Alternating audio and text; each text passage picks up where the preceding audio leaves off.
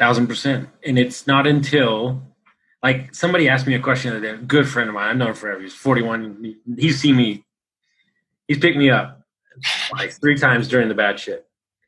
He asked me a true question, and I don't have the answer for it, but I have my own statement.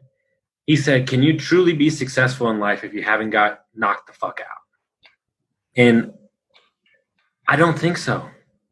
Because, like I said something earlier on a podcast, and I believe this, I'm unstoppable. And it's not an ego thing. It's literally that no matter what obstacles you throw, dude, alcoholism, homeless, divorce, drug addict, what else you got?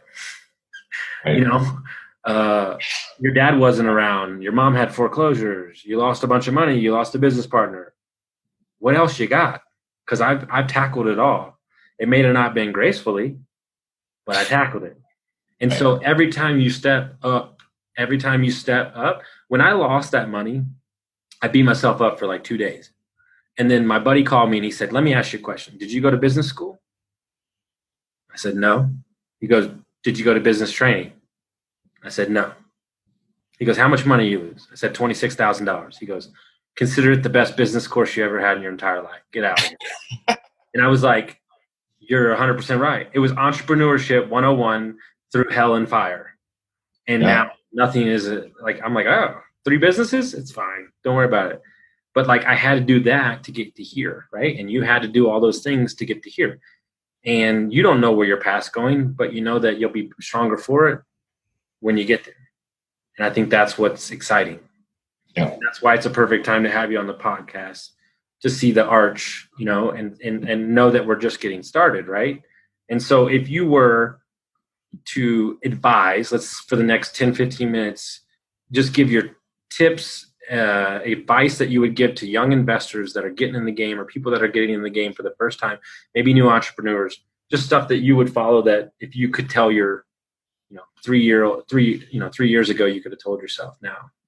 So I'll start by a little mindset thing. So I've been through a lot of adversity, dad walking out when I was a baby, raised by a single mom, literally borrowing my mom money from the time I was 7 years old until the time until she died, borrowed her thousands and thousands of dollars. Granted, I got paid that back, but like as a 7-year-old kid, that's a weird concept to grasp. And, then it was the bankruptcy, the foreclosure, redoing our entire basement, dropping out of college because I couldn't figure out how I was going to pay for my second semester because my mom couldn't get a loan and neither could I because I was an 18-year-old kid. And it's, going home and getting deep into selling drugs and nearly killing myself with a Xanax overdose. And then it's like, I came back to Arizona and I was like, cool, like everything's good. Like, then it was my mom died. And then it was this massive breakup with this girl. And then I was like, okay, I've hit rock bottom. Like now it's my time to soar. So started doing good in real estate and climbing my ascension. And then I got leveled because I thought that the rest of my path to success was going to be linear and easy. And it's not. You're climbing a mountain. And as you know from climbing mountains out here, it's not just a single line that goes up. There's ebbs and flows and hills and valleys that you're going to go through the entire way.